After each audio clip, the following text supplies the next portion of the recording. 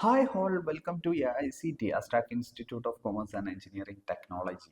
നമ്മുടെ പ്രൈമവര P6 ട്രെയിനിങ്ങിൽ നമ്മൾ മുന്നത്തെ വീഡിയോയിലൂടെ എങ്ങനെയാണ് ക്രിയേറ്റ് ചെയ്ത റിസോഴ്സ് ഓരോ ആക്ടിവിറ്റിയിലും അസൈൻ ചെയ്യുക എന്നുള്ളത് പഠിച്ചു. നമുക്ക് നോക്കാം നമ്മൾ ഇതുവരെ എന്തെല്ലാം പ്രൈമവര P6 ട്രെയിനിങ്ങിലൂടെ പഠിച്ചെന്നുള്ളത്. നമ്മൾ ഫസ്റ്റ് ആയിട്ട് എന്താണ് EPS ആൻഡ് OPS എന്നുള്ളത് പഠിച്ചു, അതെങ്ങനെ ക്രിയേറ്റ് ചെയ്യുക എന്നുള്ളത് മനസ്സിലാക്കി. അതിനുശേഷം നമ്മൾ കലണ്ടർ ക്രിയേഷൻ പഠിച്ചു. അതിനുശേഷം നമ്മൾ പ്രൊജക്റ്റ് ക്രിയേറ്റ് ചെയ്തു. അതിനുശേഷം എന്താണ് WPS എന്നും ആക്ടിവിറ്റീസ് എന്നും പഠിച്ചു. എങ്ങനെ WPS-ഉം ആക്ടിവിറ്റീസും ക്രിയേറ്റ് ചെയ്യുക എന്നുള്ളത് പഠിച്ചു. അതിനുശേഷം നമ്മൾ ക്രിട്ടിക്കൽ പാത്തിന്റെ തിയറി പഠിച്ചു. അതിനുശേഷം ആക്ടിവിറ്റീസ് റിലേഷൻഷിപ്പ് എന്താ എന്നുള്ളതിന്റെ തിയറി പഠിച്ചു. അതിനുശേഷം എങ്ങനെയാണ് ഈ ഒരു ആക്ടിവിറ്റീസ് തമ്മിൽ ലിങ്ക് ചെയ്യുക എന്നുള്ളത് പഠിച്ചു. അതിനുശേഷം റിസോഴ്സ് ക്രിയേറ്റ് ചെയ്തു. ആ ഒരു റിസോഴ്സ് എങ്ങനെ നമ്മൾ ഓരോ ആക്ടിവിറ്റീസിലും അസൈൻ ചെയ്യുക എന്നുള്ളത് പഠിച്ചു. നമ്മളിപ്പോൾ ഇതുവരെയാണ് നമ്മൾ എത്തി നിൽക്കുന്നത്. പ്ലാനിങ്ങിന്റെ മേജർ ആയിട്ടുള്ള ഓരോ സ്റ്റേജുകളും നമ്മൾ പഠിച്ചു കഴിഞ്ഞു. ഇനി എന്താണെന്ന് വെച്ച് കഴിഞ്ഞാൽ നമുക്ക് കുറച്ചും കൂടെ ഡാറ്റ കൊടുക്കേണ്ടത് മനസ്സിലാക്കേണ്ടതുണ്ട്. അതിനുശേഷം നമ്മൾ ഈ കൊടുത്ത ഡാറ്റകളെല്ലാം വെച്ചിട്ട് എങ്ങനെയാണ് നമുക്ക് ഇതിന്ന് റിസൾട്ട് എടുക്കുന്നത് എന്നുള്ളതാണ് നമുക്ക് മനസ്സിലാക്കേണ്ടത്. അതിനായിട്ട് അടുത്തതായിട്ട് നമുക്കൊരു ചെറിയ തിയറി പാർട്ടാണ് പഠിക്കാനുള്ളത്. നമുക്ക് നോക്കാം എന്താണ് productivity units per time and duration എന്നുള്ളത്. നമുക്ക് ഫസ്റ്റ് ആയിട്ട് നോക്കാം എന്താണ് പ്രൊഡക്ടിവിറ്റി എന്നുള്ളത്. നമ്മളൊരു ഷെഡ്യൂൾ ക്രിയേറ്റ് ചെയ്യുമ്പോൾ നമുക്ക് ഓരോ ആക്ടിവിറ്റീസിനും അത് കംപ്ലീറ്റ് ചെയ്യുന്നത് ഇത്ര ഡേയ്സിൻ്റെ ഉള്ളിലാണ്, അതല്ല എന്നുണ്ടെങ്കിൽ ഹവേഴ്സിലാണല്ലേ നമ്മൾ പറയാറുള്ളത്. ആ ഡേയ്സ് എങ്ങനെയാണ് കിട്ടുക എന്നുള്ളത് നിങ്ങൾക്കറിയോ? ഈ ഒരു ഡേയ്സിനെയാണ് നമ്മൾ ഡ്യൂറേഷൻ എന്ന് പറയുന്നത്, ഒരു ആക്ടിവിറ്റിയുടെ ഡ്യൂറേഷൻ എന്ന് പറയുന്നത്. അപ്പോൾ എങ്ങനെയാണ് ഈ ഒരു ഡേയ്സ് നമുക്ക് കിട്ടാറുള്ളത്? ഒരു പ്ലാനിങ് എഞ്ചിനീയർ ഷെഡ്യൂൾ ചെയ്യുമ്പോൾ ഒന്നെങ്കിൽ ആ ഒരു പ്ലാനിങ് എഞ്ചിനീയറുടെ എക്സ്പീരിയൻസ് വെച്ചിട്ട്, അതായത് ഒരു ഗസ്സിങ്, ആ ഒരു സൈറ്റിൽ ആ ഒരു ആക്ടിവിറ്റി തീരാൻ ഒരു 5 ദിവസം എടുക്കും എന്നുള്ളത്. അതല്ല എന്നുണ്ടെങ്കിൽ ആ ഒരു എഞ്ചിനീയർ സൈറ്റിൽ വർക്ക് ചെയ്തിരുന്ന ടൈമുകളിൽ ഓരോ ആക്ടിവിറ്റിയുടെയും ഡാറ്റ കളക്ട് ചെയ്ത് വെക്കേണ്ടതുണ്ട്. അതായത് ഞാൻ ഒരുപാട് വീഡിയോസിൽ പറഞ്ഞിട്ടുണ്ട്, നമ്മൾ ഡാറ്റ കളക്ട് ചെയ്യണം, അതാണ് ഇമ്പോർട്ടൻ്റ് എന്നുള്ളത്. നമ്മൾ ഓരോ ആക്ടിവിറ്റീസും നമ്മൾ ചെയ്യുമ്പോൾ, ഫോർ എക്സാമ്പിൾ ആയിട്ട് നമ്മളൊരു പ്ലാസ്റ്ററിങ് ചെയ്യുമ്പോൾ തന്നെ നമ്മൾ അതിൻ്റെ ഡാറ്റ കളക്ട് ചെയ്യണം. ഒരു ദിവസം, അതായത് 10 മണിക്കൂറാണ്.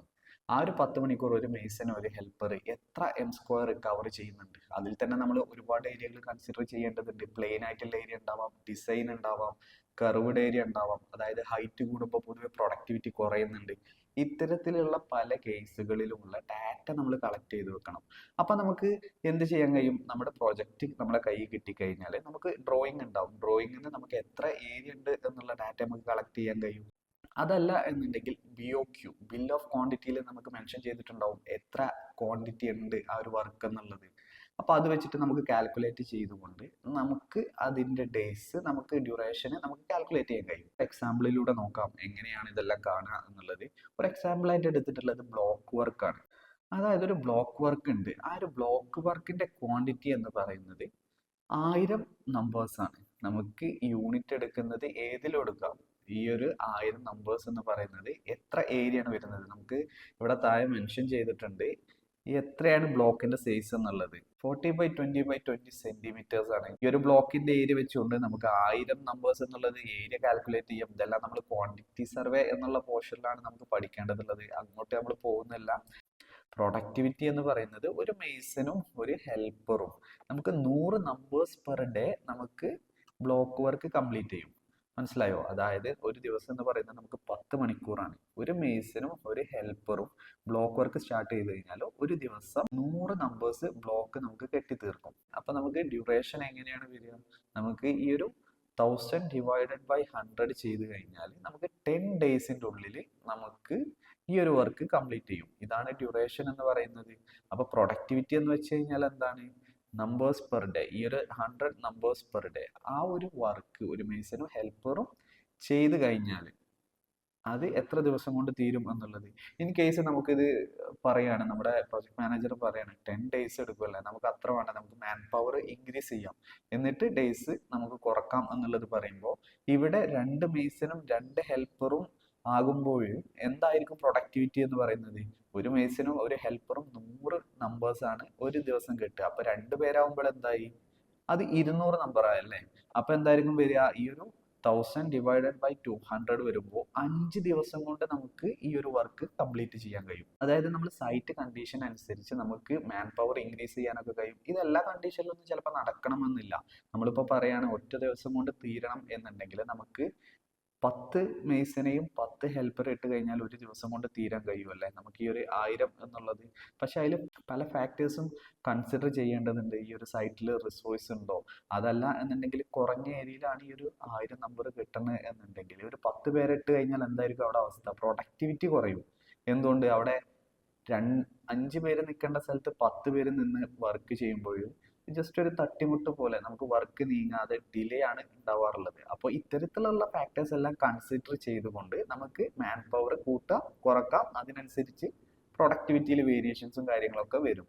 അപ്പോൾ നമ്മൾ ഈ ഒരു ബ്ലോക്ക് വർക്കിന്റെ ക്വാണ്ടിറ്റി പറഞ്ഞില്ലേ, 1000 നമ്പേഴ്സ്. ഈ ഒരു 1000-നെയാണ് നമ്മൾ യൂണിറ്റ്സ് എന്ന് പറയുന്നത്. ഓരോ വർക്കിനും നമുക്ക് ഓരോ യൂണിറ്റ്സ് ഉണ്ടാവും. ബ്ലോക്ക് വർക്ക് നമ്പേഴ്സിലാണ് യൂണിറ്റ്സ് എടുത്തിട്ടുള്ളത് 1000. ഇനിയിപ്പോൾ അത് മാറിയിട്ട് നമ്മളൊരു പ്ലാസ്റ്ററിങ് എടുക്കുകയാണ് എന്നുണ്ടെങ്കിൽ എന്തിലായിരിക്കും? എത്ര സ്ക്വയർ മീറ്റർ ആണെന്നുള്ളത് പറയും. ഇനി അതല്ല കോൺക്രീറ്റ് ആണെങ്കിൽ എന്ത് പറയും? ക്യൂബിക് മീറ്റർ എന്ന് പറയും. ഇത്തരത്തിലെയാണ് യൂണിറ്റ്സ് എന്ന് പറയുന്നത്. ഈ ഒരു പ്രൊഡക്ടിവിറ്റി എന്ന് പറയുന്നില്ലേ, 100 നമ്പേഴ്സ് പെർ ഡേ, അതായത് ഒരു ദിവസം നമുക്ക് കിട്ടുന്ന പ്രൊഡക്ടിവിറ്റിയെയാണ് നമ്മൾ യൂണിറ്റ്സ് പെർ ടൈം എന്ന് പറയുന്നത്. ഡ്യൂറേഷൻ എന്ന് പറഞ്ഞു കഴിഞ്ഞാൽ നമുക്ക് ആ ഒരു വർക്ക് ചെയ്യാനുള്ള ദിവസമാണ്. നമുക്കൊരു അടുത്തൊരു എക്സാമ്പിൾ കൂടെ നോക്കാം. ഫൂട്ടിംഗ് കോൺക്രീറ്റ് എന്നുള്ളത്, ഇതിന്റെ റിസോഴ്സിന്റെ ക്വാണ്ടിറ്റി എന്ന് പറയുന്നത് 60 ക്യൂബിക് മീറ്റർ ആണ്. അതായത് ഒരു പ്രോജക്റ്റിലേക്ക് ഫൗണ്ടേഷന്റെ മൊത്തമായിട്ടുള്ള കോൺക്രീറ്റ് നമുക്ക് വരിക 60 ക്യൂബിക് മീറ്റർ ആണ്. നമുക്ക് ഈ ഒരു ക്വാണ്ടിറ്റി എന്നുള്ളത് നമുക്ക് കുറക്കാൻ എന്തായാലും കഴിയില്ല. നമ്മുടെ ഡിസൈൻ അനുസരിച്ച് കാര്യങ്ങൾ അനുസരിച്ച് ഇതിപ്പോൾ റിസോഴ്സ് ആണെങ്കിലും എന്താണെങ്കിലും ആ ഒരു ക്വാണ്ടിറ്റി എന്നുള്ളത് നമുക്ക് കുറക്കാൻ കഴിയില്ല. ഈ ഒരു യൂണിറ്റ് എന്നുള്ളത് നമുക്ക് കുറക്കാനും കൂട്ടാനും കഴിയുന്ന രണ്ട് കാര്യങ്ങളാണ് ഈ ഒരു പ്രൊഡക്ടിവിറ്റി, അതായത് യൂണിറ്റ്സ് പെർ ടൈമും ഡ്യൂറേഷൻ എന്നുള്ളത് പറഞ്ഞു. പ്രൊഡക്ടിവിറ്റിക്ക് വേണ്ടിയിട്ട് നമ്മൾ ഒരു മേസന് ഒരു ഹെൽപ്പർ ഇതിൽ ചേഞ്ച് ചെയ്ത് കഴിഞ്ഞാൽ തന്നെ നമുക്ക് ഡ്യൂറേഷൻ കൂട്ടാനും കുറക്കാനും എല്ലാം നമുക്ക് സാധിക്കും. ഈ ഒരു റിസോഴ്സിന്റെ ക്വാണ്ടിറ്റി എന്ന് പറയുന്നത് 60 ക്യൂബിക് മീറ്റർ ആണ്, അതായത് യൂണിറ്റ്സ്. പ്രൊഡക്ടിവിറ്റി എന്ന് പറയുന്നത് 30 ക്യൂബിക് മീറ്റർ പെർ ഡേ നമുക്ക് കോൺക്രീറ്റ് ചെയ്യാൻ കഴിയും.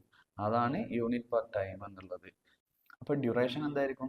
16 divided by 30 equal to 2 days എന്നുള്ളത്. അപ്പോൾ ഈ ഒരു കേസിൽ നമ്മൾ ഈ ഒരു യൂണിറ്റ്സ് പെർ ടൈം ഡ്യൂറേഷൻ പറഞ്ഞത് നമുക്ക് ഇപ്പോൾ ഓരോ ആക്ടിവിറ്റിൻ്റെ കേസിലാണ്. ഇതുപോലെ തന്നെയാണ് നമുക്ക് ഒരു റിസോഴ്സിൻ്റെ കേസിൽ വരികയാണെന്നുണ്ടെങ്കിൽ ഒരു ഫൂട്ടിംഗ് കോൺക്രീറ്റിൻ്റെ റിസോഴ്സ് ക്വാണ്ടിറ്റി എന്ന് പറഞ്ഞു കഴിഞ്ഞാൽ നമുക്ക് സിമെൻറ്റ് വേണമല്ലേ, 8 ബാഗാണ് പെർ ക്യൂബിക് മീറ്റർ. അതായത് ഒരു ക്യൂബിക് മീറ്റർ കോൺക്രീറ്റ് ഇടാൻ നമുക്ക് ഡിസൈൻ ചെയ്ത് വന്നിട്ടുള്ള കോൺക്രീറ്റിന്റെ മിക്സിൽ മെൻഷൻ ചെയ്തിട്ടുണ്ടാവും എത്ര ബാഗ് സിമെന്റ് വേണം ഒരു എം ക്യൂബിക് എന്നുള്ളത്. അതാണ് നമ്മളിവിടെ പറയുന്നത് 8 ബാഗ് പെർ ക്യൂബിക് മീറ്റർ എന്നുള്ളത്. അപ്പോൾ നമുക്ക് ടോട്ടൽ ആയിട്ടുള്ളത് എത്രയാണ്? 60 ക്യൂബിക് മീറ്റർ ആണ്. 60 × 8 480 ബാഗ്. ഇതാണ് റിസോഴ്സിന്റെ യൂണിറ്റ്സ് എന്ന് പറയുന്നത്. ഓക്കെ, അപ്പോൾ പിന്നെ പ്രൊഡക്ടിവിറ്റി എന്തായിരിക്കും വരിക? നമ്മളവിടെ പറഞ്ഞു 30 ക്യൂബിക് മീറ്റർ ആണ് പെർ ഡേ നമുക്ക് ഇടാൻ കഴിയുക. ഒരു ദിവസം എത്ര ബാഗ് സിമെന്റ് വേണം? അതായത് 30 × 8 240 ബാഗ് സിമെന്റ്സ് പെർ ഡേ നമുക്ക് ആവശ്യമാണല്ലേ. ഇതാണ് യൂണിറ്റ്സ് പെർ ടൈം എന്ന് പറയുന്നത്. ഡ്യൂറേഷൻ എന്ന് പറയുന്നത് 2 ഡേയ്സ് തന്നെയാണ്. അപ്പം നമുക്ക് കാണാം ഈ ഒരു യൂണിറ്റ്സ് പെർ ടൈം ഡ്യൂറേഷൻ ഇത് തമ്മിൽ ഡയറക്റ്റ് ലിങ്ക് ആണല്ലേ. അതായത് ഇതിന്റെ ഫോർമുലാസ് ആണ് ഇത് എങ്ങനെ കാണാം എന്നുള്ളത്. യൂണിറ്റ് കിട്ടാൻ വേണ്ടിയിട്ട് നമുക്ക് എന്ത് ചെയ്താൽ മതി? Duration into units per time ചെയ്താൽ മതി. അപ്പം നമുക്ക് എന്ത് കിട്ടും? നമുക്ക് യൂണിറ്റ്സ് കിട്ടും. അതായത് നമ്മൾ പറഞ്ഞിരുന്നു ഡ്യൂറേഷൻ എന്ന് പറയുന്നത് 2 ഡേ ആണ്. നമ്മൾ ഫൂട്ടിങ്ങിന്റെ കേസിൽ പറഞ്ഞിരുന്നത് ഡ്യൂറേഷൻ എന്ന് പറയുന്നത് 2 ഡേയ്സ് ആണ്. യൂണിറ്റ്സ് പെർ ടൈം എന്ന് പറയുന്നത് 30 m³ ആണ് പെർ ഡേ നമുക്ക് ചെയ്യാനുള്ളത്. അപ്പോൾ 2 × 30 = 60 ക്യൂബിക് മീറ്റർ. അപ്പോൾ യൂണിറ്റ്സ് കിട്ടി. യൂണിറ്റ്സ് പെർ ടൈം കിട്ടാൻ വേണ്ടിയിട്ട് എന്താണ് ചെയ്യേണ്ടത്? യൂണിറ്റ്സ് ഡിവൈഡഡ് ബൈ ഡ്യൂറേഷൻ ചെയ്ത് കഴിഞ്ഞാൽ നമുക്ക് യൂണിറ്റ്സ് പെർ ടൈം കിട്ടി. ഡ്യൂറേഷൻ കിട്ടാനോ units by units per time. ഇത്രയേ ഉള്ളൂ. ഇതിൽ സിമ്പിൾ ആയിട്ടുള്ള ബേസിക് കാൽക്കുലേഷൻസ് ആണ്. ഈ ഒരു യൂണിറ്റ്സിൻ്റെത് നമ്മൾ ഏതിലൊക്കെയാണ് പറയാറുള്ളത്? യൂണിറ്റ്സ് ആണല്ലേ. ഹവേഴ്സിൽ പറയാം, ഡേയ്സിൽ പറയാം, നമ്പേഴ്സിൽ പറയാം, കിലോഗ്രാമിൽ പറയാം, ബാഗ്, ഇത്തരത്തിലുള്ളതെല്ലാം നമുക്ക് യൂസ് ചെയ്യാൻ കഴിയും. ഇനി യൂണിറ്റ്സ് പെർ ടൈം ആണെങ്കിലോ നമുക്ക് ഹവേഴ്സ് പെർ ഡേ അതല്ലെങ്കിൽ numbers per day, cubic metre per day, അതായത് പ്രൊഡക്ടിവിറ്റി നമുക്ക് എത്ര ഹവേഴ്സ് വേണം ഒരു വർക്ക് കംപ്ലീറ്റ് ചെയ്യാൻ എന്നുള്ളതിന് അതിനെ ബേസ് ചെയ്തിട്ടാണ് numbers per day. Cubic metre per day എന്ന് പറയുന്നത്. ഡ്യൂറേഷൻ നമ്മൾ പറയുന്നത് ഹവേഴ്സിലോ അതല്ലെങ്കിൽ ഡേയ്സിലോ വീക്കിലോ ഒക്കെ ആയിരിക്കും നമ്മൾ പറയാറുണ്ടാവുക. അപ്പൊ നിങ്ങൾക്ക് മനസ്സിലായി എന്ന് ഞാൻ വിചാരിക്കുന്നു എന്താണ് പ്രൊഡക്ടിവിറ്റി എന്നും യൂണിറ്റ്സ് പെർ ടൈം, ഡ്യൂറേഷൻ എന്നുള്ളതും. നമുക്ക് ഇനി നോക്കാം എങ്ങനെയാണ് നമ്മുടെ പ്രൊജക്ട് വൈസ്, നമ്മുടെ BOQ അതല്ലെങ്കിൽ ഡ്രോയിങ് വൈസോ ആയിട്ട് നമ്മൾ എങ്ങനെ പ്രൈമവേരയിൽ നമുക്ക് ഈ ഒരു യൂണിറ്റ്സ് പെർ ടൈമും കാര്യങ്ങളൊക്കെ എൻ്റർ ചെയ്യുക എന്നുള്ളത് അടുത്ത വീഡിയോയിലൂടെ നോക്കാം.